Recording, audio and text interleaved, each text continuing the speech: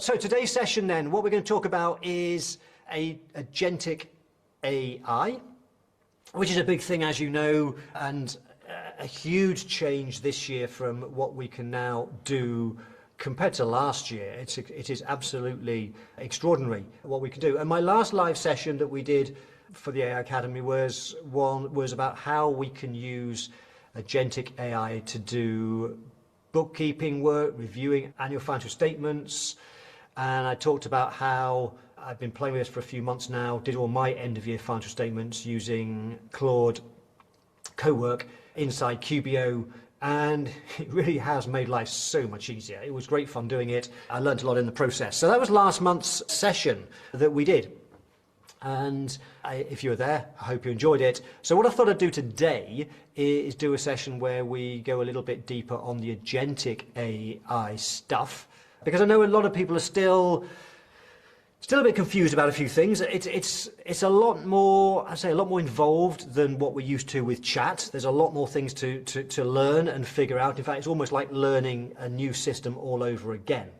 But what I'm finding is I now spend, I think, 90% of my AI time. And bear in mind, I probably spend 100% of my time in AI, with multiple AI systems across my screens. And of my time, I would guess 90% of that is in Agentic AI. Now, I very rarely go into chat.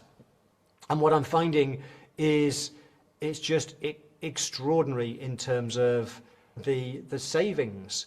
So if you've not done it yet, if you've not been using Agentic AI, I really recommend you start playing around with it, but just because of the amazing things we can do.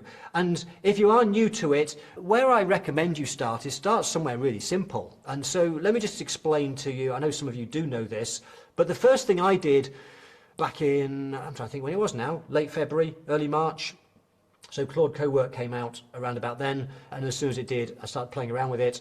And one of the things I did, which is, it's a small, tiny little thing, but it saves me a minimum of an hour every single week. So one of the things I do on a weekly basis is I don't always deal with all my emails as they come through. I'll deal with them periodically, particularly my personal inbox. I look at that on a Friday, and obviously it builds up, and I have all sorts of emails with attachments, whether it's bank statements, whether it's invoices, PDFs, all sorts of attachments. And I used to have to then spend ages filing them somewhere. Well, no more, because what I then did is I set up a folder on my desktop. It's called To Sort, and I put it on my desktop. It's on all my computers then. And it doesn't matter what device that I'm working on, whether it's my laptop, whether it's my desktop computer. If I go into an email and there's an attachment, I just drag it into To Sort and then forget about it. And then what happens is I then set up a scheduled task inside Claude Cowork, and I could have done this in Codex. It's a scheduled task. I created the prompt, and what it does it once a week. For me, it does it, I think, on a Thursday, I think, at 9 o'clock. And what it will do, it will follow the prompt, which tells it that it has to review all the files that have been placed into sort. And number one is to read all the files and then name them. And I have a naming convention I gave it. So it starts with the date of the document itself, and then a plain English explanation.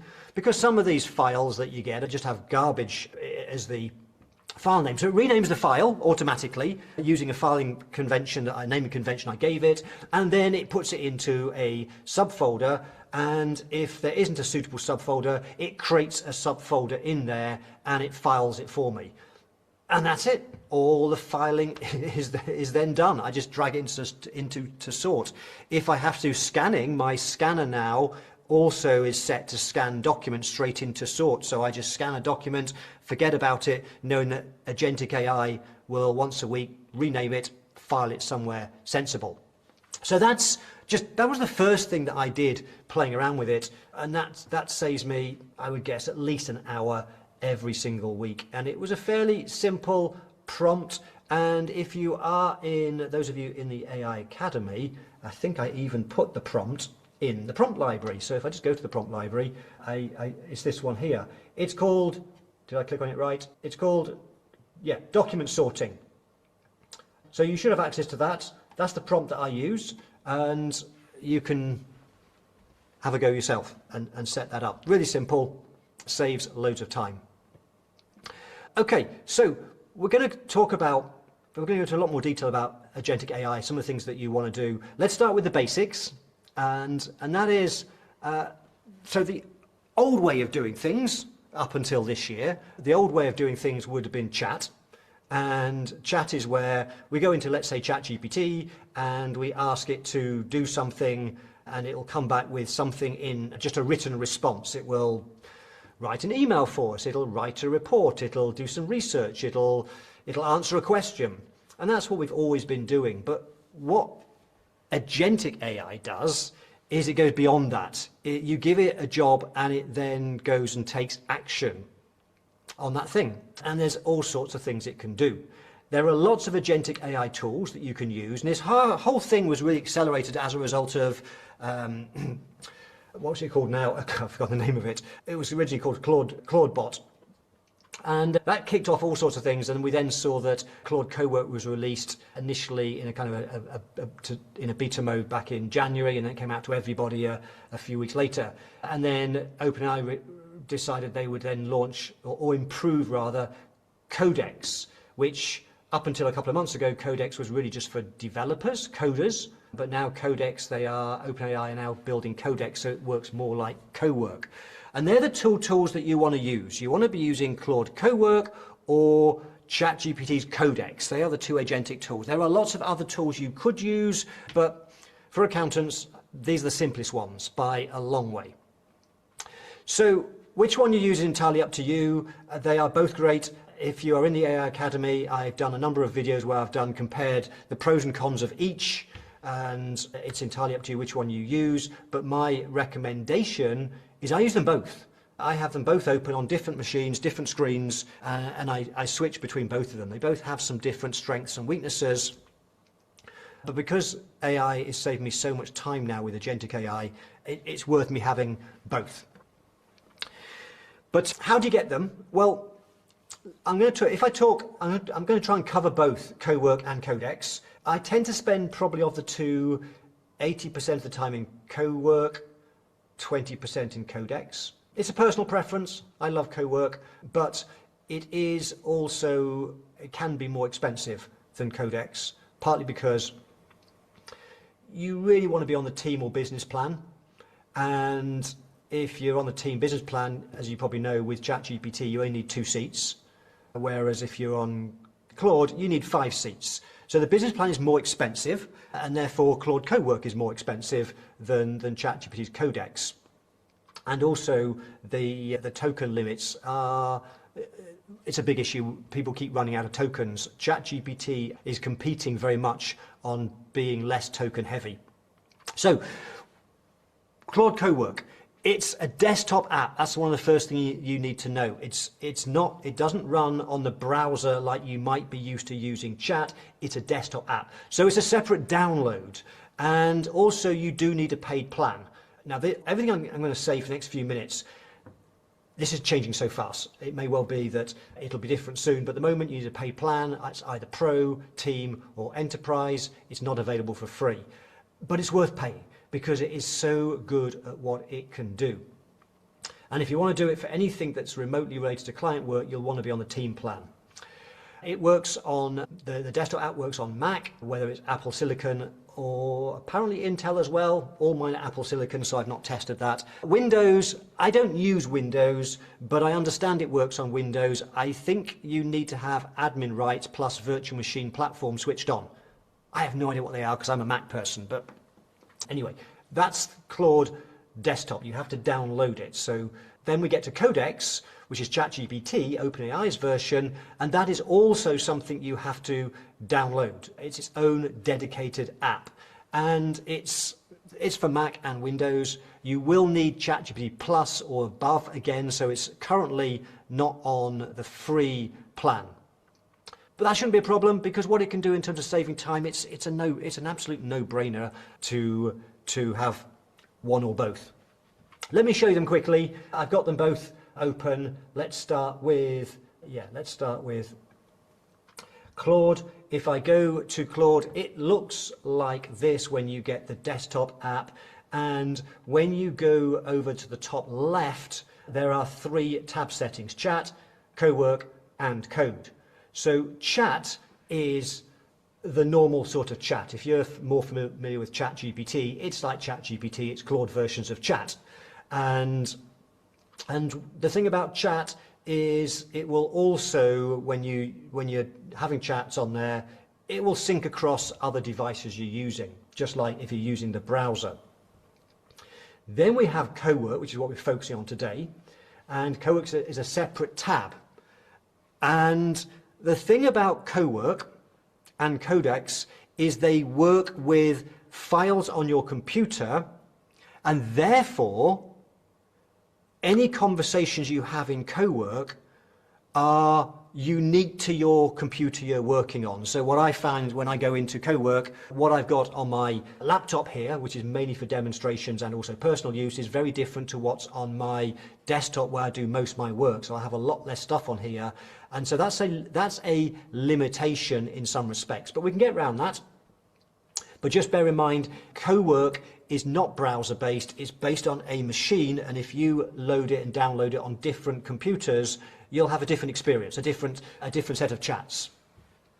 The third option is code. That's your Claude code, which I'm not going to go into, other than to say that Cowork is built on Claude code. So essentially think of Claude Cowork as being a user-friendly way of using code.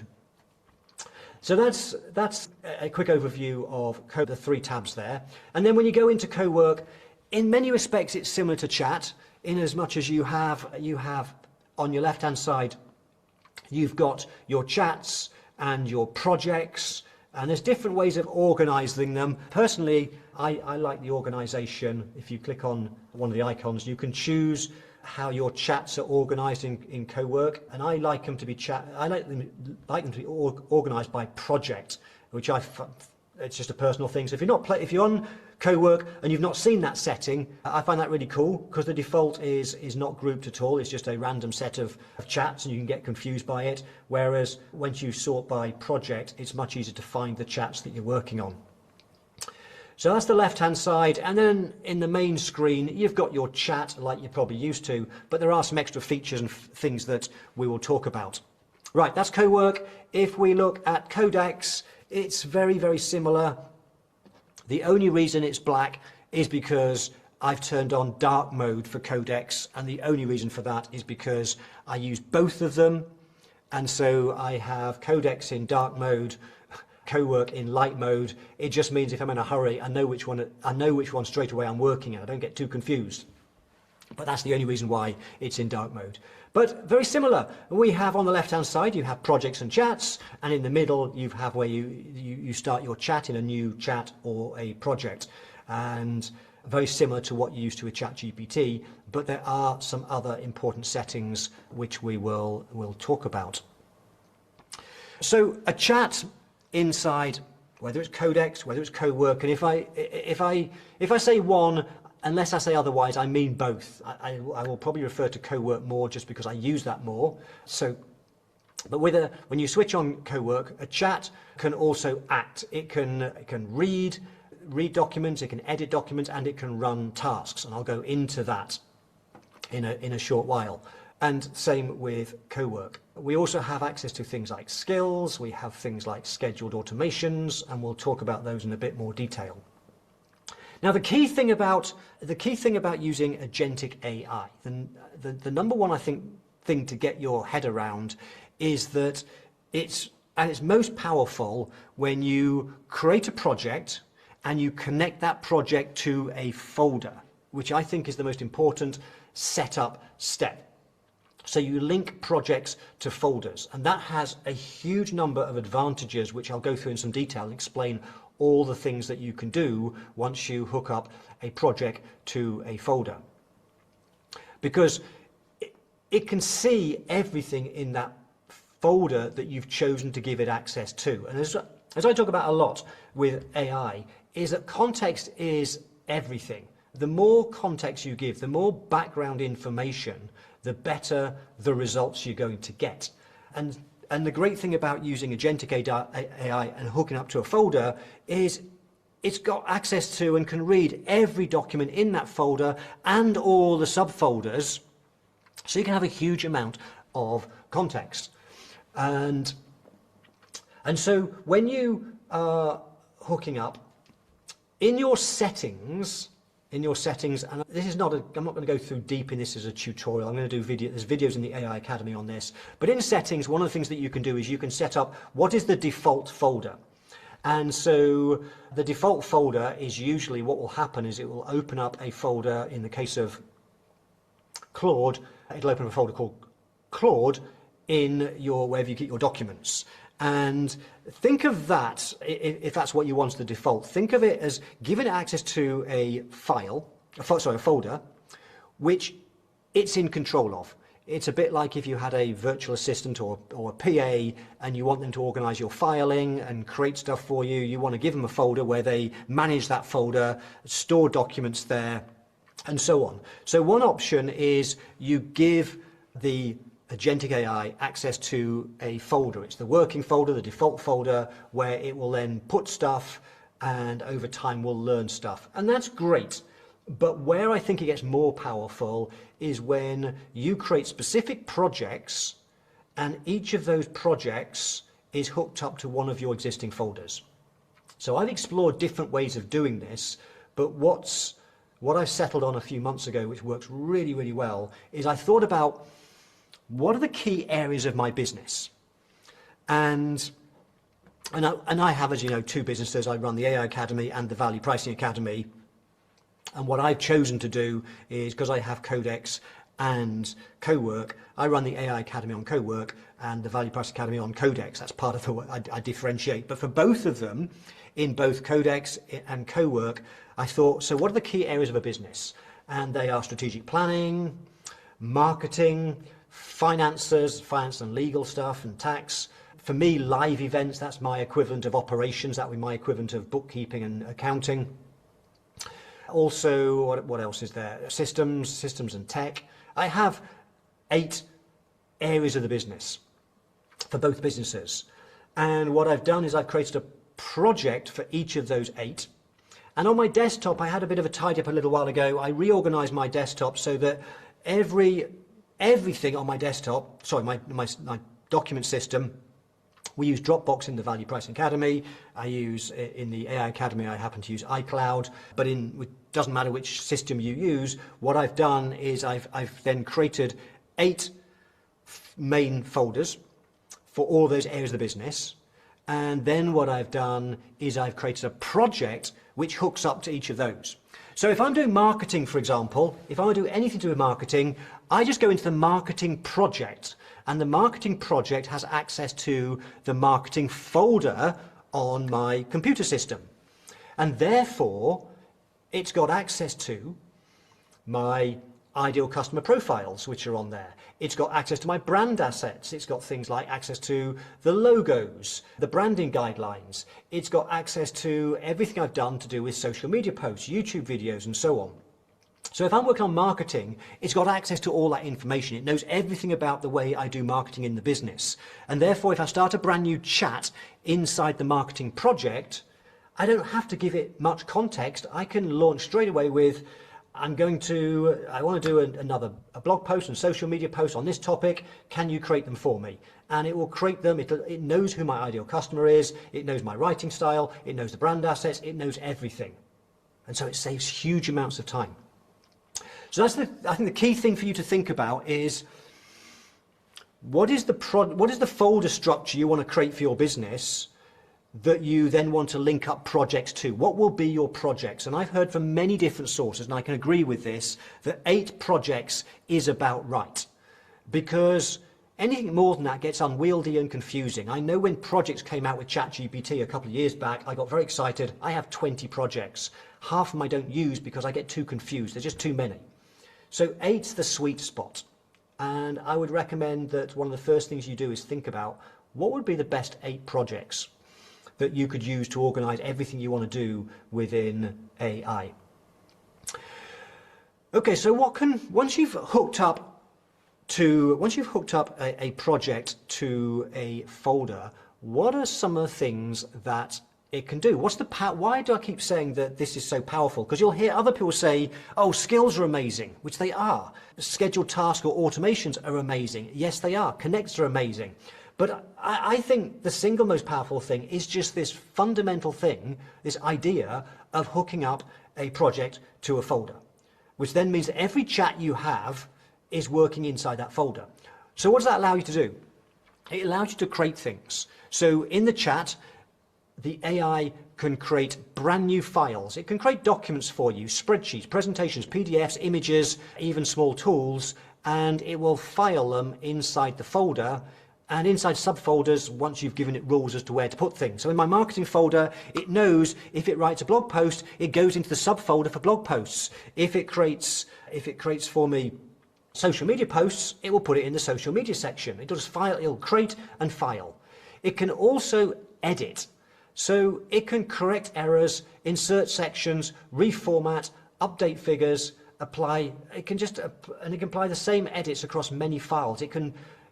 It's not just creating files, it can edit existing files. So if you've got, let's say you've got a Word document, which is your bookkeeping system, and I talked about this in a recent session. If you've got a bookkeeping system, step 1, step 2, step 3, and you're working with AI and it's working through that system, and then you realize actually the system's not working very well because we should really have a step 36 that does X, Y, Z. And you can just say, can you build that into the system? And it will go into your document, your Word document, it'll edit it for you. It'll do that. So it can edit documents. What else can it do?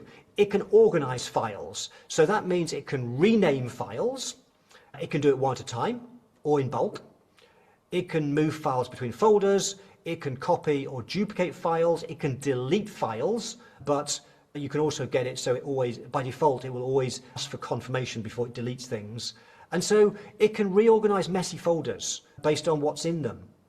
So one of the things that's really powerful, as part of my branding, I have lots of images that I've collected over the years of me on stage speaking that I've collected, lots of photos of me, and they were until recently all in a folder, fairly random, sometimes with no meaningful file names, so it was hard for me to find the thing that I wanted. I just gave it access to my folder of all the images of me, and I said I want you to go through every single one. I want you to rename them using this naming convention and give it a plain English explanation. So if, for example, it's me presenting on stage, my arms wide, have something to that effect. And then what I want you to do is create some subfolders and file them all. So all the photos of me speaking on stage are in one folder. All the headshots are in another folder. And in just minutes, it went through hundreds of images, read the images, renamed, sorted them, filed them. So organizing is, I think, really extraordinary in terms of time saving. Perhaps not the most skilled thing it could do, but nevertheless, it's great for time saving. What else can it do? It can transform documents. So it can convert, for example, a Word document to a PDF, a CSV to an Excel. It can merge several files into one. It can split one file into several files. So it can transform your files. It can analyze across files. So it can pull data out of documents into a structured spreadsheet. You could compare two versions of a file and show what's changed. You could cross-reference files against each other, receipts against a bank statement, a report against its source data. You can also automate, so you can combine any of those things with a schedule, and it just happens without asking. Like my example I said right at the outset of how I get it to just every week on a schedule is sort my to sort folder, rename, move, file, etc. So there's so much stuff that you can do there. I just find that absolutely extraordinary what it can do. Okay, do remember that its limitation, of course, is the one that it runs on your computer, like I've said. So unlike normal Claude Chat and ChatGPT, which can work in a browser, it's isolated to your computer. And conversations don't synchronize across your devices. And that can be a real problem for teams. If you're working and collaborating with your team, then that does create a bit of a problem. But the fix to that is it's all about structure. So this goes back to the idea of think carefully about the folder structure for your business and the projects. So what we've done in the Value Pricing Academy, we've had a Dropbox. We've used Dropbox for the last 15 years, and it's just grown randomly to a bit of a mess, mainly because I'm not the most tidy person. I just make up folder structures and whatever. And so what we did is we identified the 8 core areas of the business, and now the whole team knows that if they're working on marketing, there's a marketing folder.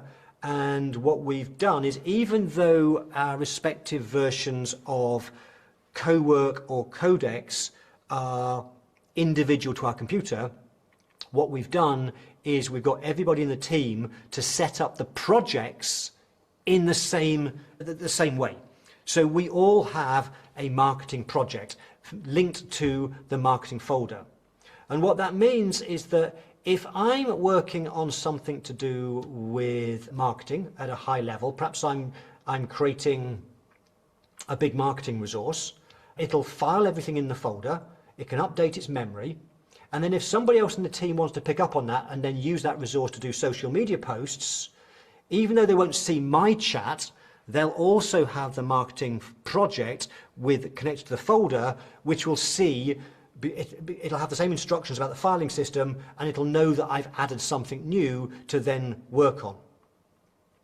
So that's the workaround to the fact that if you're collaborating with your team, just think carefully about the folder structure and the project structure for any key area of the business where you want to collaborate with your team. Okay, so I think that's the most important thing to start with. It took me weeks and weeks to figure this out. I was playing around, I was watching lots of videos, trying to learn what's the best way of structuring this whole thing, because it can soon become a mess. I've been running this way for about 2 months, and it works so well. And I'll talk a bit more about some of the little tools we've got that just makes that even better still. So one of the things that is really useful is, we'll cover it off now, because I don't want to forget, and that's memory. I might forget if I don't.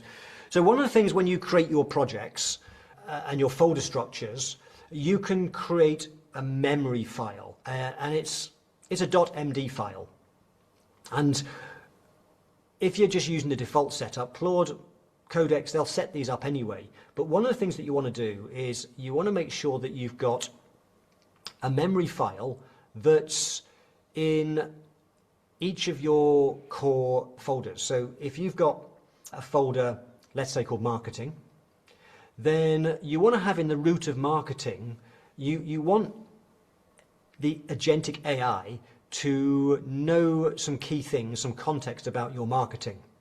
So if you've ever used in ChatGPT custom instructions is, if you like, the high-level systems prompt. You've got the OpenAI systems prompt, and the next level is your systems prompt. That's your custom instructions. That's where you would say a bit about you, a bit about your writing style, how you wanted to respond, and so on. And if you set up custom instructions in ChatGPT or in Claude, anytime you do anything, any chat, any prompt, it will always read your custom instructions, and so that's a great place where you can put some key information about how you want it to respond to you, its tone of voice, the writing style, and so on. But when we're using Agentic AI, we can then go to another level, because we can then create effectively these custom instructions, if you like, or more correctly termed memory, inside each key folder. So a memory file, as I said, is a .md file, and these are created automatically by the AI. You just might need to trigger it off. So I might say something like this. This project is all about marketing, and what I want you to do is I want you to go through the marketing folder, look at all of the documents in there, and figure out all the most important things that you'll always need to remember, things like my ideal customer, for example, and I want you to create a memory file. And it will go and do that. It'll go and build out this memory file, a .md file, and therefore every time you do anything in that marketing folder, it will read the memory file of all the important stuff. Again, it's this idea of context. So it's really easy to create memory files, But also we can update it from time to time. So one of the advanced tips that's really useful is if you're working through a particular project, and let me give you an example. I spent last week doing vibe coding, and I was creating some new apps, and I was doing them in a different way. I've changed the structure and the tech stack that I'm now using. I was using all Lovable, but what I've done is, so I've got more control, I decided to actually move out the database into Supabase. I am hosting a lot of my business apps on Vercel rather than Lovable. And so I went through a process of migrating things across. And as I went through the process, every time we'd discovered something new or discovered something that something new or something that was going wrong and we'd fixed it, I would then say every now and then, now would be a good time to update your memory file. Can you update the memory file of all the things that we've learned in the last bit of this conversation? And it'll go through and it'll rewrite that .md file so that it's always up to date. So that's one of the important, powerful things about Agentic AI. Its memory is extraordinary, partly because it's got access to the context of all the subfolders and files in the folder, but also because we can manage and get it to keep up to date its memory, and it learns as it goes along. In fact, we can even automate that where we can, rather than us having to remember to tell it to update its memory, we can get it to do that either through a scheduled task or by the way that we set the project up in the first place. So it's one of its really big strengths, as well as this idea of connecting to projects. It's what it can do with memory, which is really powerful. Okay, let's move on to, how are we doing for time? We're doing pretty good. Let's, let me tell you about something that I did, let me think. Yeah, so what did I do yesterday? Just to give you an idea of the sorts of time savings. I did yesterday we're running an event on the 12th of August, which is called our AI Academy launch event. You've perhaps been to many of them before. The last one was, I think, in early June. It's a 3-hour webinar where I go much deeper on what we can do with AI. Next one's scheduled for 12th of August. So you might want to make a note in your calendar at this point in time. And I just started thinking about the plan for that. So one of the things I've done, we ran our last one in June, the one before that was in April. So when I ran the April event, I set up inside my live events project. So live events is any live events, that's what I do. Live events, as you know, that's my equivalent to your bookkeeping and accounts project, if you like. So live events, I set up one for launch events. And what I did is, as I planned and built out the April one, I kept saying to Claude, can you turn this into a step-by-step system?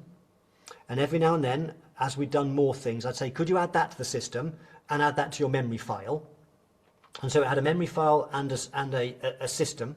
And so every time I had to do something else, I could come back a week later. I didn't have to remember where I'd got to. I'd just say, hey, remind me, what have I got to do this week? And it would then tell me, because it's got the system, it's got the memory file, and so on. And then when I did the June one, I just started a brand new chat inside the project and said, now I'm going to run the June event. I want you to start off by telling me, what do I need to start off by doing? Tell me, walk me through the process.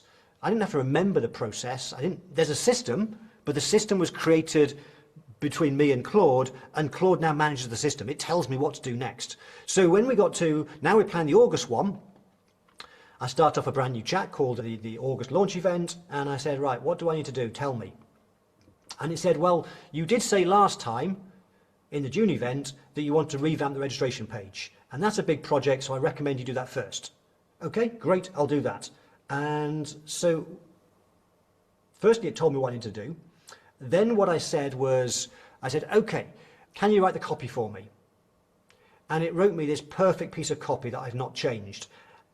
You'll know I teach with prompt engineering that you want to give context and information and detail and your writing style and so on. I didn't have to do this because when it comes to copy, it knows from my folder how I write copy. It also knows, because of the memory file from the June event, all the things that I want to do different next time around. So I didn't have to remind it or remember it myself. It knew that. And so it wrote this great piece of copy. And it did it in something like 30 seconds. So having then done the copy, what I then did was I need to get it nicely designed and turned to a landing page, a registration page. So just going off the tangent for a second, I then went into Claude Design and it designed me the landing page. And that took 10 minutes, I think. And then I went back to Claude Cowork and said, okay, I've done the design now. Here's the design. I now have to take this design and make it a landing page that hooks up to my email list. We use MailerLite, and so I can publish it. And what it then did is it used a connector to connect up to Lovable. I know some of you I've been teaching how to do vibe coding, and one of the interesting things about Agentic AI is the power of connectors. I don't have to do the vibe coding in Lovable. I can do the vibe coding in Codex or ChatGPT, sorry, start again, in Cowork, because it's got all the context and everything, and it's got the system that I'm creating, and then it goes and talks to Lovable and builds out the landing page for me. Because there's a connector to MailerLite, which is the email marketing system that we have, rather than me having to go in there and set up a list and find the list ID, again, just in Cowork, I said, using your MailerLite connector, can you get the list ID? Can you hook it up and give the information that Lovable needs to make the landing page work? And basically what would have taken me probably an entire day, if not more, to write the copy, to do the design, to build the landing page, and that's a full day if you know what you're doing. It probably for most people might take 2 days. I did it in about an hour and a half yesterday afternoon. Extraordinary what we can do. And if you'd like to know more about how you can do that, I think that might be the topic of my next live stream in a couple of weeks' time, if that's of interest to you. It really is absolutely extraordinary. But the reason it took me that little amount of time was largely because of the way that I've structured the folder structure, and therefore it knows how I do things. It's learned over the last couple of months about how we now do launch events, and it just saves me so much time. It's extraordinary. So that's, and very soon, we're not promoting that event just yet in August, but very soon you will see that we'll start promoting that. You'll see that when you see the registration page, I think you'll go, wow, did that really only take an hour and a half? Yes, it did. You'll see it soon. Okay, so let's talk about a couple of other things. Let's talk a bit about a couple of the other features that you can use with Agentic AI that are really powerful. One of those is skills. Skills is so good. And those of you that have played with custom GPTs, and I've taught sessions on custom GPTs. I used to love them. They're still amazing. Custom GPTs are great inside ChatGPT, but actually I prefer skills now. And a skill is essentially, it's very similar to a custom GPT. So if you've ever built a custom GPT, you'll know that what you do is you go into ChatGPT, you go into the custom GPTs, you give it a name, you write the instructions of what you wanted to do, which is essentially a prompt. So my favorite one has always been my email responder. So it's got a prompt that tells it, step 1, to ask me for the email. I give it to the email. Step 2, it then reads it. And then step 2, it says, any particular things you want me to say. And then I would then give it that. And then step 3, it'll write the email response. That's my prompt that works really well in my email responder GPT. And with a custom GPT, you can upload knowledge files, and in that particular case I've given it examples of how I write emails and my writing style, and that GPT works really well. But with a skill, it's actually very similar. So a skill essentially is a set of instructions, but it also has access to any files that it needs to better understand the task. So far very much like a custom GPT, but it also can use connectors as well. And what makes, I think, skills superior to custom GPTs is A, the ease of creating them, because you do not have to write the prompt. The AI can do it for you. And secondly, another thing that's great about them is if they're set up in the right way, they will run automatically when they're needed. So whereas a custom GPT, you have to go and find it, and if it's not pinned to your left-hand menu of ChatGPT, then you've got to find the custom GPT, and that sometimes is that friction that stops you using it. But with skills, they're there on demand. So if you have a skill that you've created for answering emails that answer them in your email, in your writing style and so on, then every time you might say in a chat, I now want you to write an email, it will know, I need to use your email skill, so let me pull that up and follow the instructions in that. That's what I love about skills. How do you create them? Well, there's a number of ways you can create them, but the very best way of building a skill, of creating a skill, is firstly, and both ChatGPT and Claude have skills, and they both work pretty much the same way. They both have a skill creator skill. They have their own skill for building skills. And so the best way of doing them is have a conversation, perhaps getting it to respond to a particular email. And perhaps the first time it does a poor job, so you correct it and say, no, actually do it this way. No, I want to sign off with best wishes, etc. You have a chat.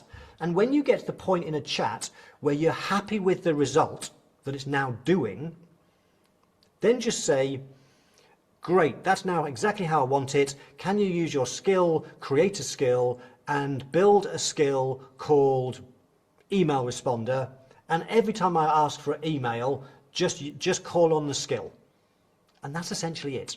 There's a little bit more to it than that, but it's really, really powerful. Skills are something that you will want to start using with Agentic AI.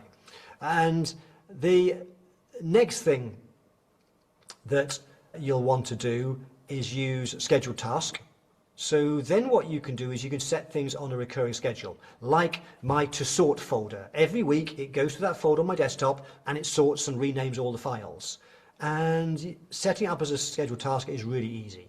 Once you've built it, had the chat and you've trained it, you then say, now I want you to do this every Thursday at 9 o'clock as a scheduled task, and it will then do it for you. It'll create it as a scheduled task. Really, really powerful. So let's talk about a few practical examples of things that you might want to think about using Agentic AI for.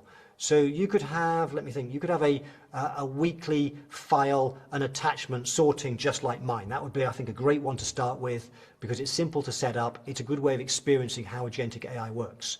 You might have one that does first draft of client letters. So particularly if you've got things like fee increases, engagement letters, chasing emails, you could turn those into skills fairly easily. It may be that you use Agentic AI to create a small tool built for one job, like a month-end checker, a sales tax sanity checker. It may be that you use AI, Agentic AI, to do cross-checking of documents, like receipts against a bank statement.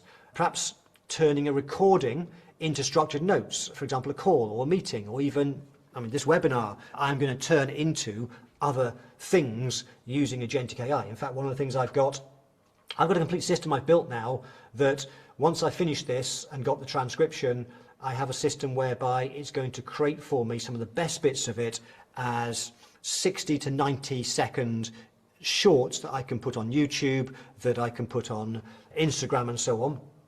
It'll give me the scripts. It'll give me them as a file for my teleprompter so I can just read the scripts and do the videos. And then what it will do is automatically do the editing where it'll put my text, my words as text. It'll put my name as a lower third. It just does all the video editing for me, and then we're just at the moment now just finalising the process for automating the posting of those things online. So things like marketing. There are so many things you can do with marketing that I know we're busy. Accountants, bookkeepers don't like marketing, and you're busy. We can automate so much with Agentic AI. It really is extraordinary. Now we must, of course, make sure that we stay safe, and also sane as well. So structure before scale. So think very closely about the setup folder and knowledge files and so on. But also, if you're going to start doing things with client data, do remember the privacy and security, really important. As a minimum, make sure you're using the Teams plan, the business plan. But there's more to it than that. And if you've not gone through my privacy and security course in the AI Academy, you'll definitely want to do that to make sure that you are using it safely. And also, you want to make sure that nothing leaves the building without a human reading it first. So whilst we can automate so much, there should always be a human in the loop. The one thing I think is really important that's going to keep us relevant and stop AI replacing us is the fact that what AI cannot do is human judgment. Human judgment, that is really powerful. So you should be making sure that there's always a human in the loop checking things using the human judgment. Okay. I think that's covered pretty much everything. But just to wrap up the key points, for me, Agentic AI, it's not just a better chatbot, it's just a fundamentally different way of working. It's a tool that can do so many extraordinary things. And this is why I spend 90% of my AI inside either Cowork or Codex. In fact, I almost never use Claude Chat. I still use ChatGPT occasionally, particularly for just quick things. It's still got a place. I do use ChatGPT occasionally, but nearly all my time is inside Cowork because it can just do so much more. So my advice is, if you've not played with it, try it. Pick one idea I've shared with you and try it out this week. The best place to start is something simple, like simply filing documents and reorganizing things, and that'll start to open up your mind to other things that you can then do. Thank you so much for coming along, and I'll see you live again in just under 2 weeks. In 2 weeks to the day, I think, when I run the next one of these. See you then. Bye for now.